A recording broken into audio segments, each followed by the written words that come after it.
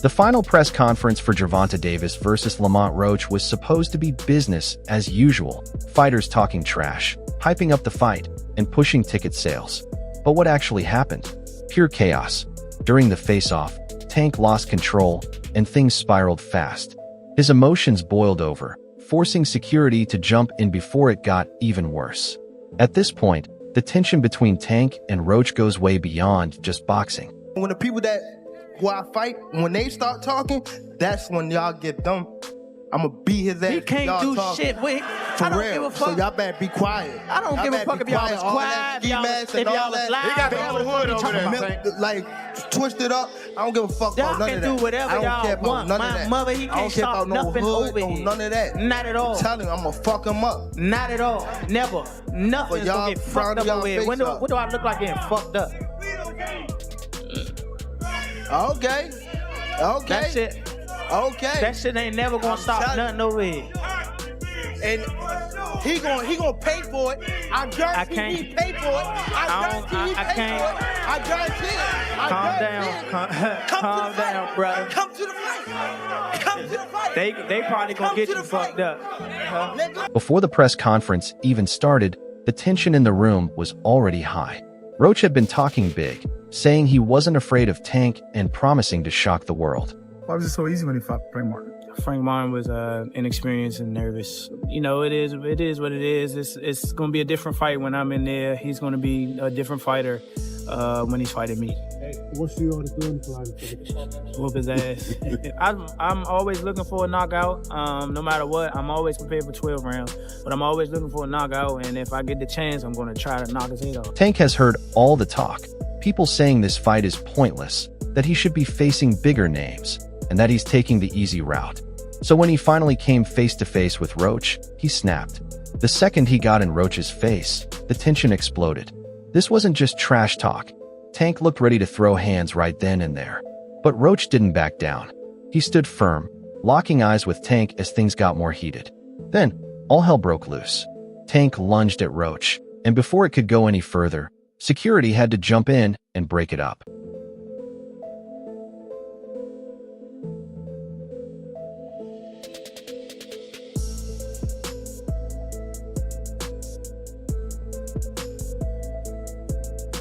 This isn't just another fight. Tank and Roach have history. They faced off multiple times in the amateurs, and every single time, Tank came out on top.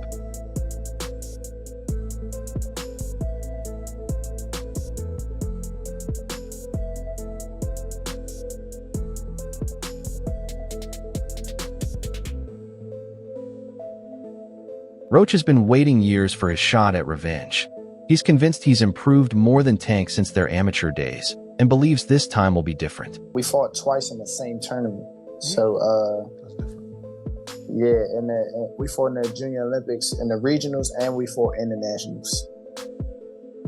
Okay. You fought in the regionals and then fought again in the nationals? Yeah. So we fought in the regionals in Baltimore, in his hometown. It was a close fight.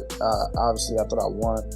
There was like an incident where a point got taken from both of us, and it only should have been him, or whatever the case may be. And we sent the tape to USA Boxing, and USA Boxing sent us an at-large bid to go to the nationals. Oh, that's what's up.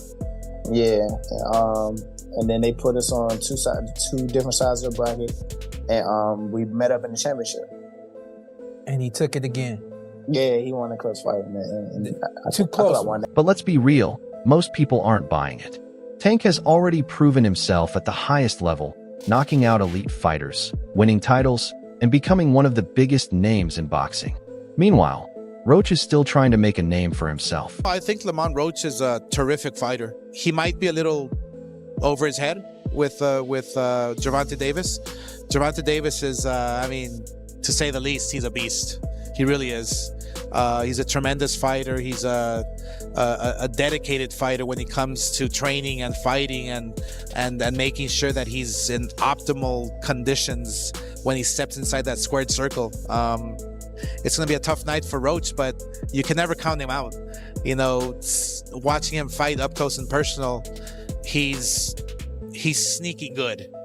which means he can catch you at any time. He can land combinations sometimes at will, without you even knowing it. You know, he's that sneaky. So yeah, it's going to be very interesting. But, you know, obviously Gervonta Davis has the experience. He has the knowledge. He has that mean streak in him that will take you out with it. That's why most people aren't taking Roach seriously. They see this fight as just another easy payday for Tank. One of the biggest talking points surrounding this matchup, Tank is retiring after 2025. 25 is after next year. I'm out of it. After our second fight, you're out of it? Yeah. Care to elaborate on that? Out of the sport. After our second fight. Nah, no, I'm gonna win, bro. Nah, I could tell you my fights. He's already made it clear, after next year, he's done with boxing. That's exactly why people expected him to take on bigger fights. That's why I don't want to box no more. I want to do therapy, right? But I feel as though if I do therapy, it will lose the fire that I have inside me.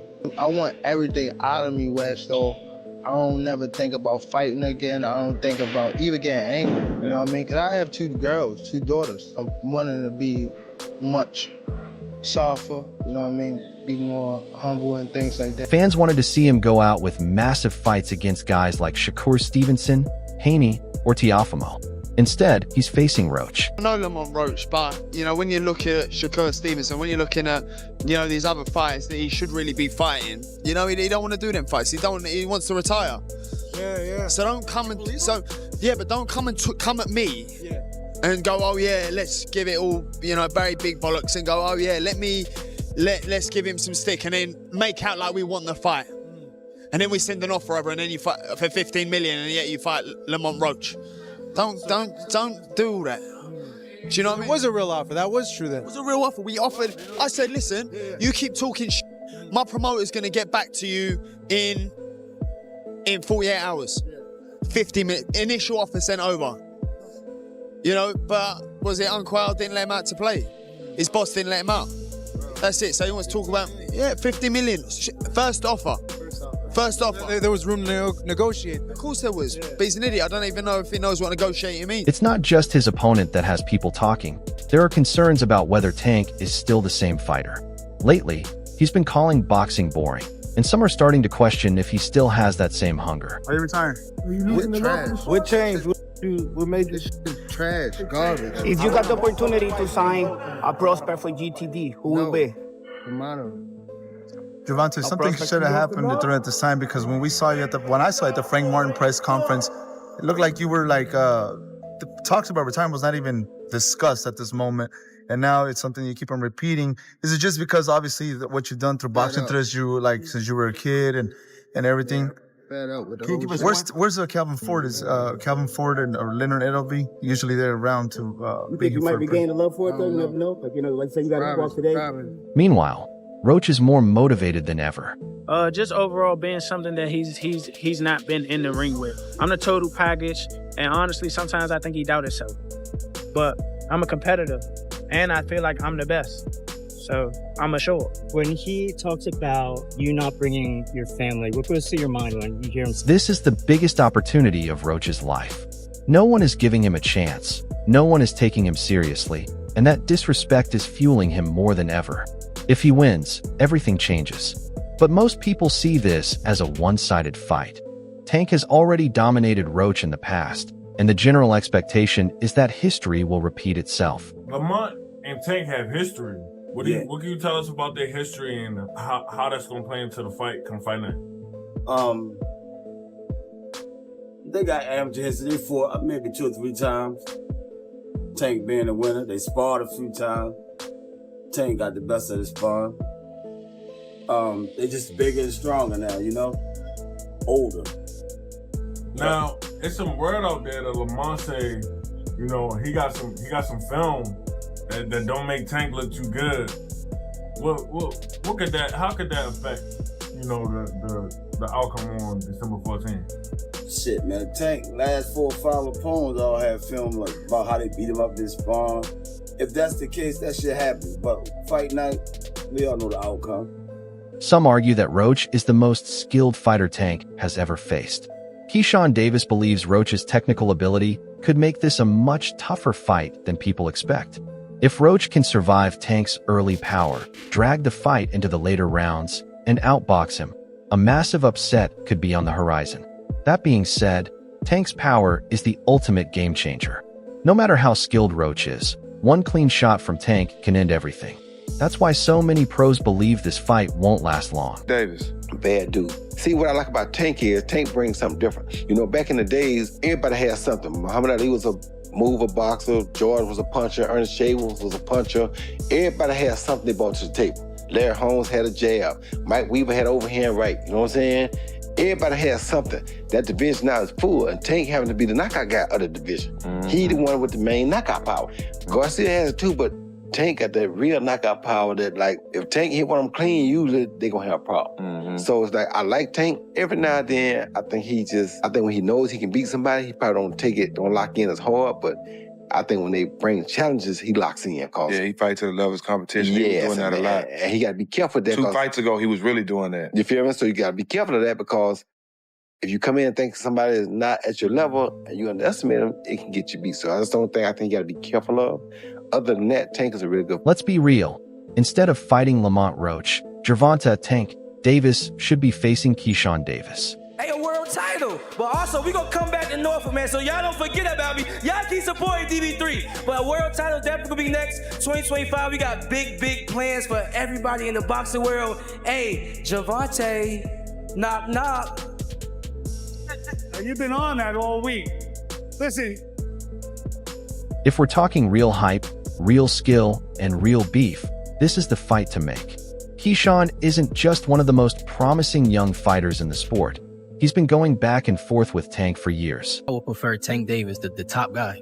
I would go for the top guy. If I could choose, I would choose Tank Davis. I would not Tank short out. Tank is a great fighter. Hats off to Tank. I'm not even about to just do all that. Like, Tank is a great fighter. You know what I'm saying? Like, everybody knows that he got the power, he got the skill and ability, he's patient, you know what I'm saying? But I know who I am. That little short can't touch me. And I'm coming with that same shit he coming with. And you know that his coach Kenny, you know, got a lot to say. You know what I'm saying? So also go fight the from Cuba. No, nigga, I'm gonna fight Tank. Stop mentioning other people when I mention your fighter that you talking about, boy. Like, don't play with me, bro. Y'all know how I'm coming. Tank, if you wanna fight, send me a contract, bro. Tank, you know. There's real bad blood between these two. Unlike Roach, who most people don't even see as a threat, Keyshawn has the skill set and confidence to make this fight interesting. When people talk about future superstars in boxing, Keyshawn Davis is always in the conversation. He's fast, skilled, and razor-sharp in the ring. His movement, combinations, and IQ are elite.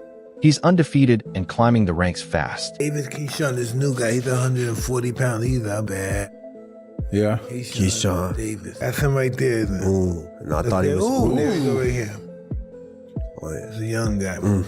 Nice combinations. He's quick. Good. Yeah. Ooh. He's a harder puncher. And Keyshawn is the real deal. He's not just some random fighter getting a title shot. He's a future world champion. What makes this fight even bigger is that Keyshawn has been working with Floyd Mayweather.